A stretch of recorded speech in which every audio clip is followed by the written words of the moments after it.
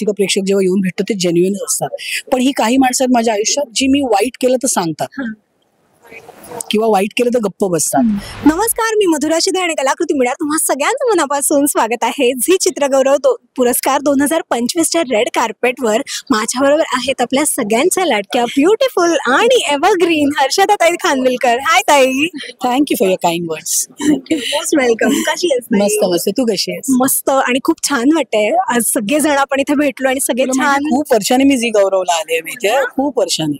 कसं वाटतंय मग आज खूप वर्षांनी इथे आल्यावर? कारण एक तर हे सेलिब्रेशन वेगळं आहे, कारण 25 वर्षाचं सेलिब्रेशन आहे आणि त्याही उपर इतक्या वर्षांनी आज मी असोसिएटेड आहे पुन्हा एकदा झी बरोबर लक्ष्मी निवास या मालिकेमुळे. आणि त्या मालिकेवर नेहमीप्रमाणे लोक खूप प्रेम करतात, खूप कौतुक करतात. So this is a beautiful time. क्या बात आहे. मला हेच ऐकायचं होतं. ऍज युजल खूप छान दिसतेस. प्रत्येक वेळेस आम्ही बघतो की टिकली पासून ते म्हणजे अगदी नखापर्यंत प्रत्येक वेळेस वेगळा एक लुक असतो. लक्षात येईल का? पण आता लक्ष्मी निवास मधली लक्ष्मी साकारताना हळदी कुंकू खूप महत्वाचं आहे. सो मी तशी साडी नेसले नाही तरी मी एक लक्ष्मीतला एक अंश घेऊन आले. आणि प्रत्येक वेळेस लुक करताना एक साधारण काय विचार असतो? म्हणजे दरवेळेस रेड कार्पेट म्हटलं किंवा कोणताही सोहळा म्हटलं की खूप टेन्शन असतं की अरे बापरे आता तयार व्हायचं. आणि तर पण आता माझ्या बरोबर काही माणसं आहेत की ज्यांच्यामुळे सगळं सोपं होऊन जातं. म्हणजे for example my one and only stylist Tanmay Jang. तर तो मुलगा इतका हळूहळू छान ग्रो होतोय. आज तर इज व्हेरी स्पेशल कारण त्याचा ब्रँड आहे तन्वस्त्र आणि त्याची साडी मी नेसली आहे. सो माझ्यासाठी मुलांनी आईसाठी घेतलेली साडी आहे तसा योग आहे हा. So it's all nice. आणि पुरस्कार सोहळा आहे. मला वाटतं प्रत्येक कलाकाराच्या आयुष्यामध्ये पुरस्कार खूप महत्वाचा असतो कारण ती एक कौतुकाची थाप आणि एक पोचपावती असते की ज्याने पुढे अजून छान काम करण्याची एक ऊर्जा मिळते. आयुष्यात मिळालेला पहिला पुरस्कार कोणता होता आणि ती भूमिका कोणती होती? ती वेगळ्या वाहिनीवरची मालिका होती. पुढचं पाऊलसाठी मला मोठा सन्मान मिळाला होता. सो आय थिंक ते खूप स्पेशल होतं कारण अभिनेत्री म्हणून होतं. आणि येस मला वाटतं जेव्हा हे सगळे पुरस्कार म्हणजे टीव्ही पुरस्कार जेव्हा सुरू झाले तेव्हा मी ज्या ज्या मालिकांमध्ये काम केलंय त्या मालिकांसाठी मला पुरस्कार मिळालेला आहे. वेगवेगळ्या गोष्टींचे असतील, अँटेगरिस्ट म्हणून असेल, सपोर्टिंग ऍक्टर म्हणून असेल, बट देवाच्या कृपेने प्रत्येक वेळेला मला काही ना काहीतरी बक्षीस मिळालेलं आहे. आणि येस, कमिंग टू लक्ष्मी निवास जेडे मी आता येईलच. आणि तुला तर माहितीये फ्रेश जोडी तर आम्हीच आहोत, मी आणि तुषार दादा. आणि तुम्ही ती ट्रॉफी घेऊनच जाणार आहात. अभी ये पब्लिक में डालेंगे, अपन एक कम्युनिटी बनाएंगे और वो अवार्ड जबरदस्ती मुझे दिलाएंगे वो अवार्ड.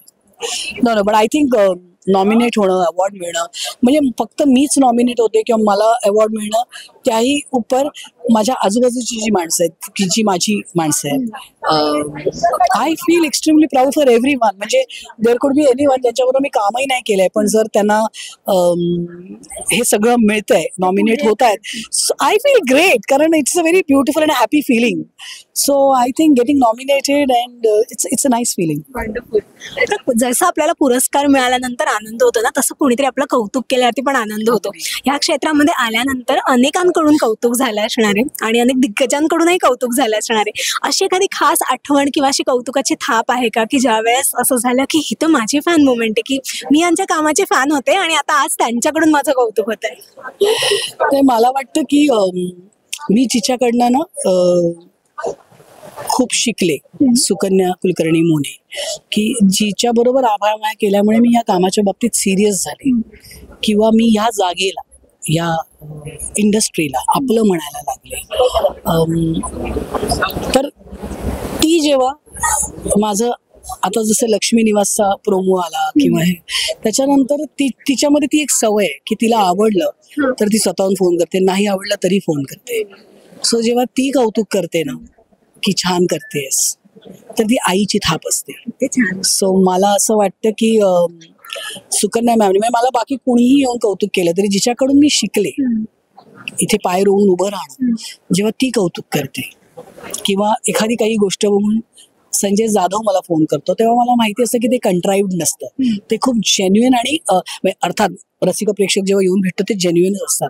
पण ही काही माणसं आहेत माझ्या आयुष्यात जी मी वाईट केलं तर सांगतात किंवा वाईट केलं तर गप्प बसतात. ते जेव्हा कौतुकाची थाप म्हणजे मला हे माहितीच आहे की सुकन्या मॅम काय किंवा संजय जाधव काय, यांना माझं खूप कौतुक आहे. मी तसं कौतुक आहे जसं माझ्या आईला माझ्याबद्दल कौतुक असं या दोन माणसांना मी करत असलेल्या कामाबद्दल कौतुक आहे. क्या बात आहे. आणि एक शेवटचा प्रश्न, जाता जाता आभाळमायाचं नाव निघालं तर मला आज त्याबद्दल काय छान मला आठवणी ऐकायला आवडतील. कसे होते त्यावेळेस ते शूटचे दिवस आणि पहिला दिवस, ती ऑडिशन पहिली आणि काय काय धमाल झाला. ऑडिशन वगैरेचा प्रकार नव्हता. म्हणजे ती मालिका ऍक्च्युली दुसरी कोणीतरी पायलट शूट केला होता. मला आता त्या अभिनेत्रीचं अनफॉर्च्युनेटली नाव आठवत नाहीये. आणि त्याच्यानंतर